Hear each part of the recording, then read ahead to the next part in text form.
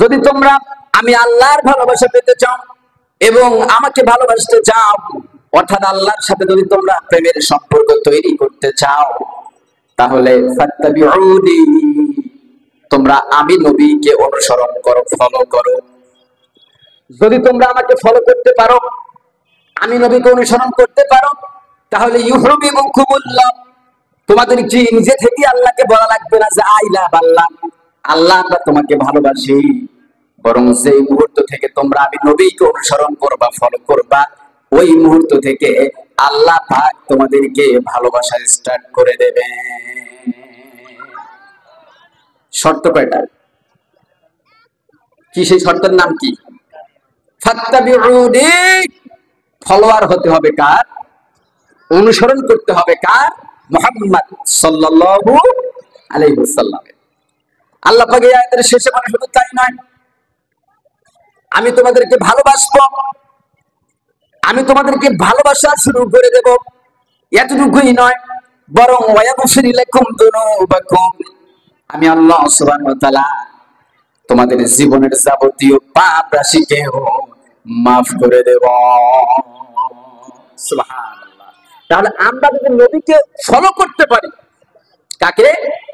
নবীকে ফলো করতে পারি, অনুসরণ করতে পারি, তাহলে ইউহিব্বুকুমুল্লাহ, আসমান থেকে আরশে আজিম থেকে যিনি আমাদের ভালোবাসা শুরু করে দেবেন তিনি কে? আবার যিনি আমাদের জীবনের যাবতীয় পাপ রাশিকেও মাফ করে দেবেন তাও তিনি কে? তাহলে এখন আসুন তো দেখি, ফাত্তাবিউনি, আমরা অনুসরণে ঢুকি।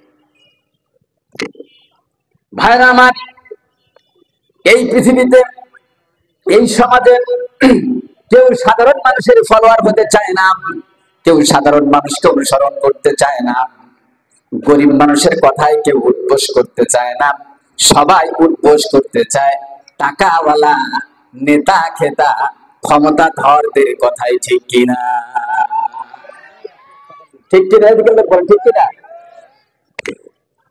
কিন্তু আপনার আমার নেতা আল্লাহ পাক কোন গরিব মানুষকে, কোন ফকিন্নিকে অনুসরণ করতে বলেন নাই, কোন নেতৃত্ব শূন্য লোককে আল্লাহ পাক অনুসরণ করতে বলেন নাই। আমরা অনেকেই জানি আমাদের নবী নাকি অনেক গরিব মানুষ ছিলেন, অনেক অভাবী ছিলেন। না, আকাশের নিচে জমিনের উপরে যিনি সবচেয়ে সম্পদওয়ালা ছিলেন, সবচেয়ে ধনী ছিলেন, প্রভাবশালী ছিলেন, তিনি হলেন আপনার আমার নেতা মুহাম্মদুর রাসূলুল্লাহ সাল্লাল্লাহু আলাইহি ওয়াসাল্লাম। নেতাকে সবাই অনুসরণ করতে চায়, টাকাওয়ালাকে সবাই অনুসরণ করতে চায়, এমপি কে সবাই অনুসরণ করতে চায়, মন্ত্রীকে সবাই অনুসরণ করতে চায়, চেয়ারম্যানকে সবাই অনুসরণ করতে চায়। এই সমাজে নেতার পিছনে সেলা সামুন্ডার সংখ্যা কম না বেশি? সবাই বলেন, কম না বেশি? পৃথিবীর কিসের ছাতার নেতা? এই আপনি এমপি হয়েছেন, আপনি মন্ত্রী হয়েছেন, আপনি মেম্বার হয়েছেন। একজন মেম্বারের কিসের ছাতার ক্ষমতা? একটা ওয়ার্ডের ক্ষমতা মাত্র। ঠিক কিনা? একটা চেয়ারম্যান সর্বোচ্চ ইউনিয়ন হাতে, একটা এমপি একটা জেলা হাতে, একটা থানা হাতে, একটা প্রধানমন্ত্রী 56,000 বর্গ মাইল, 90% মুসলমানের দেশের এই 56,000 বর্গ মাইল এরিয়া জুড়ে একটা দেশের নেতা। এই তো সাধারণ নেতা। কিন্তু আপনার আমার নেতা মুহাম্মদ রাসূলুল্লাহ পাওয়ারটা আসুন দেখুন তো দেখি, তার ক্ষমতা কি? আপনার আমার নেতা মুহাম্মদ সাল্লাল্লাহু আলাইহি ওয়াসাল্লাম আকাশের দিকে আঙ্গুল তুলে ধরেছেন। কিসের দিকে? আকাশের দিকে আঙ্গুল তুলে ধরেছেন। তার আঙ্গুলের ইশারায় আকাশের জলজল করা পূর্ণিমার চাঁদটা ফেটে দ্বিখণ্ডিত হয়ে গেছে। বলুন সুবহানাল্লাহ। আপনার আমার নেতা মুহাম্মদ সাল্লাল্লাহু আলাইহি ওয়াসাল্লামের পাওয়ার দেখুন। তিনি জমিন থেকে পা তুলেছেন। কোত্থেকে? জমিন থেকে পা তুলেছেন। পৃথিবীর ধুলো পুলক পাড়ি দিয়ে সাদা আসমান ভেদ করে আরশে আজিম পর্যন্ত চলে গিয়েছেন। ঠিক কিনা? আপনার আমার নেতা মুহাম্মদ সাল্লাল্লাহু আলাইহি ওয়াসাল্লামের পাওয়ার শুনুন। তিনি মুখ দিয়ে বলেছেন হা। কি বলেছেন? তামাম পৃথিবীবাসীর জন্য এই হা কথাটা হালালে পরিণত যিনি করে দিয়েছেন তিনি কে? তিনি মুখ দিয়ে বলেছেন না, নো নেভার, এই নো নেভার না শব্দটা তাম পৃথিবীবাসীর জন্য হারামে পরিণত হয়েছে, ঠিক কিনা? এমন কোন নেতা আপনি আমাকে দেখেন? আই ক্যান চ্যালেঞ্জ তাম পৃথিবীতে এমন কোন নেতা আমাকে দেখান যেই নেতার মুখের কথা তাম পৃথিবীবাসীর জন্য আইনে পরিণত হয়। এমন নেতার জন্ম হয়েছে? আল্লাহ পাক বলেন, আমি কেমন নেতাকে অনুসরণ করতে বললাম দেখো। মা আতাকুমুর রাসূলু ফাখুযুহু ওয়া মা নাহাকুম আনহু ফান্তাহু। আল্লাহ পাক বলেন, আমি যাকে অনুসরণ করতে বললাম, যাকে ফলো করতে বললাম, এই নেতার পাওয়ার শোনো। এই নেতা তোমাদেরকে যখন বলবে এটা করো না, এটা করা যাবে না, তখন তোমরা সেটা করবা না। এই নেতা তোমাদের কাছে যা নিয়ে যাবে, যা করার জন্য আদেশ করবে তা করবা, আর যা করার জন্য নিষেধ করবে তা থেকে তোমরা বিরত থাকবা। সুবহানাল্লাহ। এই পাওয়ার যিনি দিয়েছেন তিনি কে? তাহলে আমাদের নেতাকে যাকে আল্লাহ পাক অনুসরণ করতে বলেছেন, এক নম্বরে তার পাওয়ার চাললাম। আসুন এখন দেখি তার চরিত্র। আপনার আমার নেতা মুহাম্মদ সাল্লাল্লাহু আলাইহি ওয়াসাল্লামের চরিত্র কি খারাপ ছিল ভাই? আমাদের সমাজের নেতা আছে না নাই? নেতা আছে না নাই? বিশ্বাস করুন, নির্ভীক, আমি কোনো ভয় পাই না কোরআনের হক কথা বলতে। এই ৫৬,০০০ বর্গ মাইল ৯০% মুসলমানের দেশে অধিকাংশ নেতা বেনামাজি, সুদখোর, ঘুষখোর, মদখোর। এত মোষ, পেট হাইরে তরমুজের সাইজ। কি মোষের সাইজ! মোষের মধ্যে উকুন ধরে, ও শয়তান টেরও পায় না। রাতের বেলা মদ খায়, মদ খেয়ে বাড়িতে যাওয়ার সময় গাছের সঙ্গে ধাক্কা খেয়ে বলে, আসসালামু আলাইকুম ভাইজান, সাইড দেন। এমন নেতা আছে না নাই? কি রুচি খারাপ হয়ে গেছে! এই সমস্ত নেতাদের পিছনে আমরা সমানে দৌড়াই, আবার স্লোগান দিই, আমার নেতা তমুক নেতা, অমুক সেরাগালি বদনা, আছে না? আমার নেতার চরিত্র, চিৎকার মেনে বলুন নাউজুবিল্লাহ। কিসের ফুলের মতো পবিত্র? কিসের? ওই নেতার চরিত্রের সার্টিফিকেট দিলে আপনার ইমানটা কোন ফাঁকে বের হয়ে যাবে আপনি নিজেও টের পাবেন না।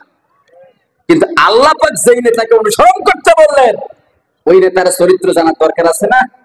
ওই নেতার চরিত্রের সার্টিফিকেট যিনি দিয়েছেন তিনি কে? আল্লাহ পাক বলেন, হে নবী, হাজার হাজার বছর পরে কিয়ামত পর্যন্ত লোকেরা যদি আপনার চরিত্র সম্পর্কে জানতে চায়, আপনার চরিত্র সম্পর্কে যদি লোকেরা জানতে চায়, তাহলে আমি আপনার চরিত্র সম্পর্কে কোরআন আয়াত নাযিল করে দিলাম। আল্লাহ পাক বলেন, ওয়া ইন্নাকা লাআলা খুলুকিন আযীম। হে নবী, লোকেরা যদি আপনার চরিত্র সম্পর্কে জানতে চায়, লোকদেরকে আমি আপনাকে ফলো করার অর্ডার করেছি। ফলো করতে গিয়ে যদি লোকেরা আপনার চরিত্র সম্পর্কে জানতে চায়, তাহলে আপনার চরিত্র হলো ওয়া ইন্নাকা লাআলা খুলুকিন আযীম। হে নবী, আপনি হলেন উন্নত চরিত্রের আধার, আপনি হলেন শ্রেষ্ঠ চরিত্রের আধার। সুবহানাল্লাহ। এই নেতার সার্টিফিকেট দিয়েছেন কে? চরিত্রের সার্টিফিকেট দিয়েছেন কে? আর আমাদের নেতাদের চরিত্রের সার্টিফিকেট দেয় কারা? এই তো আমরা বল্টু, সল্টু, ট্যাবলেট, ক্যাপসুল, ঠিক না? মুখ ভর্তি ছাতা। এখানে শব্দের দিকে লক্ষ্য দেন একদম। আমি আজকে আপনাদেরকে এখানে মনের খোরাক দিয়ে উঠবো ইনশাআল্লাহ। ওয়া ইন্নাকা লাআলা খুলুকিন আযীম। আল্লাহ পাক বলেছেন, হে নবী, নিশ্চয়ই লাআলা খুলুকিন আযীম, আপনি আযীম চরিত্রের উপর প্রতিষ্ঠিত, আপনি উন্নত মহান সুমহান চরিত্রের উপর প্রতিষ্ঠিত। বলুন সুবহানাল্লাহ। আযীম আল্লাহ পাকের একটি সিফতি নাম। কি নাম? এই সমাজে আজিম নামের লোক আছে না নাই? আপনার কি কেন আজিম এদিকে আব্দুল আজিম বলেন কিনা? মানে আজিমের চাকর, আজিমের বান্দা। আল্লাহ পাক আজিম শব্দটি তার নিজের একটা সিফতি নাম। এই নামটা তার হাবিবের চরিত্রে সার্টিফিকেট দেওয়ার ক্ষেত্রে ব্যবহার করলেন। এখন আসুন, আজিমটা দিয়ে কত বিশাল, কত সুবিশাল বোঝায়। আরবিতে অনেক গভীরতা, অনেক বড় খাল, দ্বীপ খাল, এটাকে বোঝানোর জন্য ব্যবহার করা হয় আরিদ। অনেক বেশি চওড়া, অনেক বেশি প্রশস্ত। এই অনেক চওড়া, অনেক প্রশস্ততাকে বোঝানোর জন্য ব্যবহার করা হয় আমিক। কিন্তু কত গভীরতা, কত প্রশস্ততা, কত বেশি খাল, এটাকে এত বেশি, এত সুবিশাল, সুগভীর খাল, সুগভীর খাল, একেবারে সুপ্রশস্ত চওড়াকে, প্রশস্তকে বোঝানোর জন্য ব্যবহার করা হয় আজিম। কি ব্যবহার করা হয়? এত বেশি গভীরতা, এত ডিপ খাল, এত সুপ্রশস্ততা, যা মাপার কোন যন্ত্র, ফিতা পৃথিবীতে নাই। এমন গভীরতা, এমন খাল, এমন প্রশস্ততা বোঝানোর জন্য ব্যবহার করা হয় কি? আজিম। কি ব্যবহার করা হয়? আজিম। অনুরূপ ভাবে আল্লাহ পাক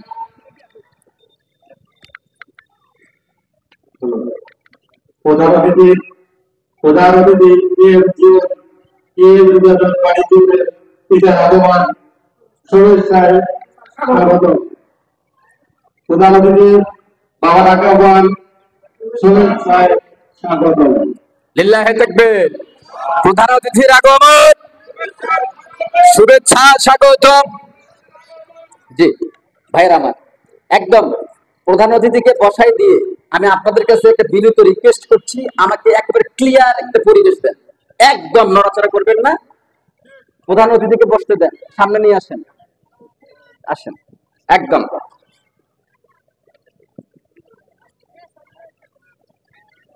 বসেন ভাইরা আমার, একটু শয়তানের ওয়াসওয়াসা থেকে একটু পানা চাই, বলুন আউযু বিল্লাহি মিনাশ শাইতানির রাজিম। তাহলে এত বিশাল খাল, এত ডিপ প্রশস্ততা, এত বিশাল প্রশস্ততাকে বোঝায়, যেই গভীরতা, যেই প্রশস্ততা মাপার কোনো যন্ত্র নাই, ফিতা নাই, এই গভীরতাকে বোঝানোর জন্য আরবিতে ব্যবহার করা হয় কি? আজিম। অনুরূপ ভাবে আল্লাহ পাক তার হাবিবের চরিত্রের সার্টিফিকেট দিয়ে বলছে, হে নবী, ওয়া ইন্নাকা লাআলা খুলুকিন আযীম। আপনার চরিত্রের গভীরতা, আপনার চরিত্রের প্রশস্ততা এত সুবিশাল যে আপনার চরিত্র মাপার কোন যন্ত্র, কোন ফিতা তাম পৃথিবীতে নাই। বলুন আল্লাহু আকবার।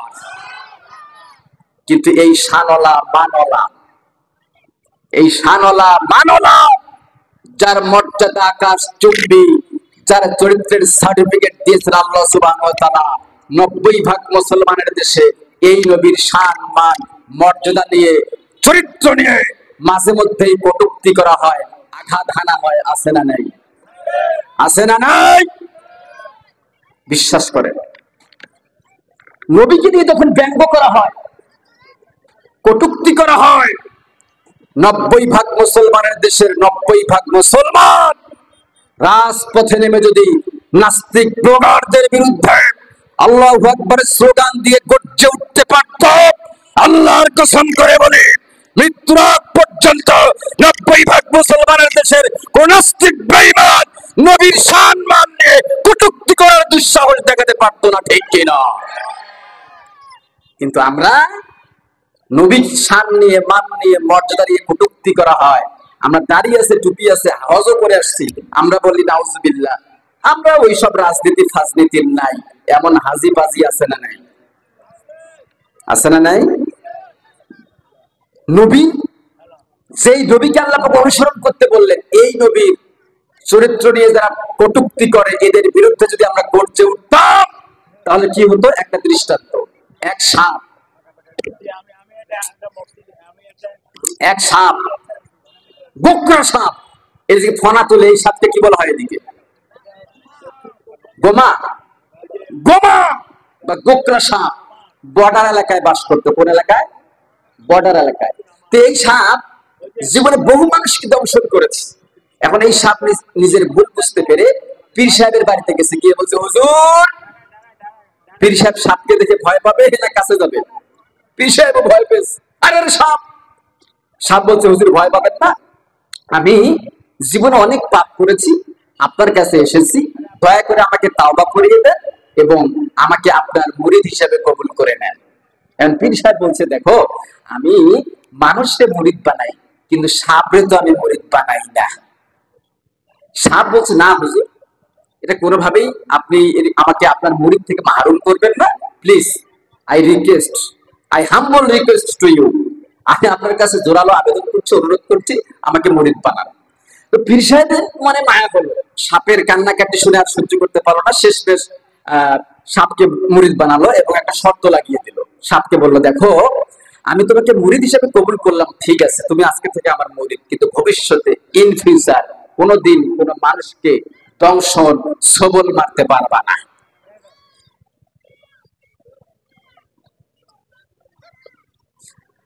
কি মারতে পারবা না?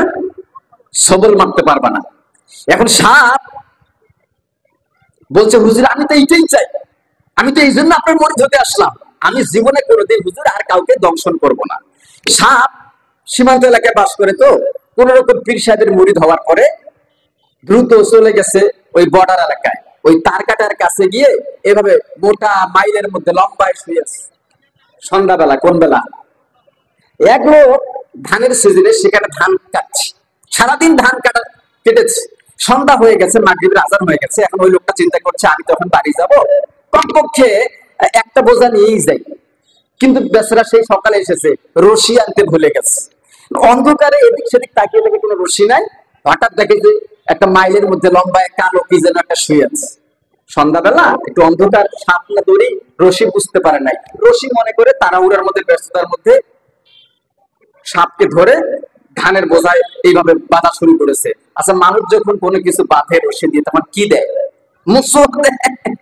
এই মুসর খাওয়ার পরে সাপ, ওরে বাবা, ওরে মা, গেলাম রে, একেবারে ঘাড় ঘুর ভেঙে গেছে। বাড়িতে গিয়ে কোনো মতো ওই লোক যখন ওই রশি বাঁধন খুলে দিয়েছে, সাপ কোনো মতো হ্যাসরাতে হ্যাসরাতে পীর সাহেবের বাড়িতে গিয়ে বলছে, হুজুর কি মুরিদ বানাইলেন, মানুষ আমাকে রশি মনে করে ধান বাঁধে। কি ঘটনা? যে হুজুর এই ঘটনা। তো পীর সাহেব বলছে, রে বেকুব, আমি তোকে দংশন করতে নিষেধ করেছি, কিন্তু ভস করতে তো নিষেধ করি না।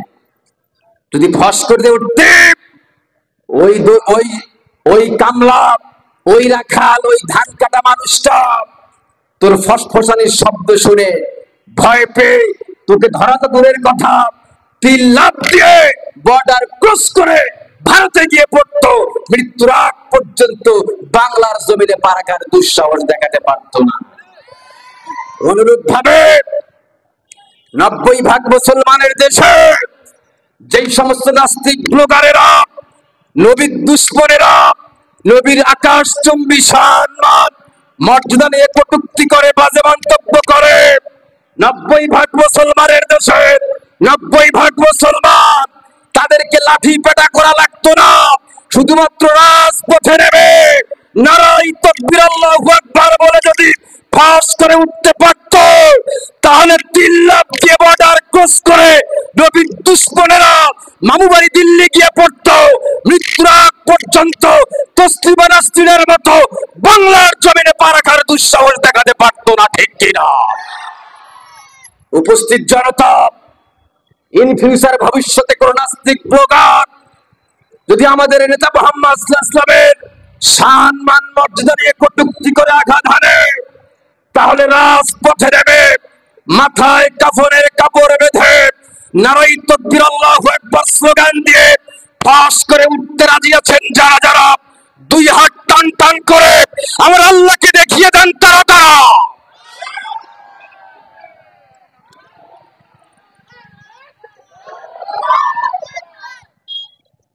মাশাআল্লাহ, হাত নামান।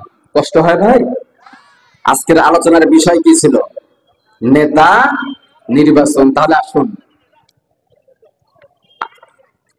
আসুন আমরা আর এতক্ষণ থেকে কি জানলাম? যেই নেতাকে আল্লাহ পাক অনুসরণ করতে বলেছেন সেই নেতার পাওয়ার জানলাম। এখানে কি সমস্যা? কি যেই নেতাকে আমরা অনুসরণ করতে আল্লাহ পাক বলেছেন ওই নেতার কি জানলাম? পাওয়ার। তারপরে জানলাম ওই নেতার চরিত্র। তাহলে আমাদের নেতার পাওয়ার আছে, তিনি পাওয়ারফুল, তিনি চরিত্রবান, তাহলে ওই নেতাকে অনুসরণ করতে কোনো প্রবলেম হবে? আসুন ওই নেতাকে অনুসরণ আল্লাহ পাক কেমনে করতে বললেন, কোন কোন দিক বিভাগগুলোতে করতে বললেন, এখন সেদিকে যাই।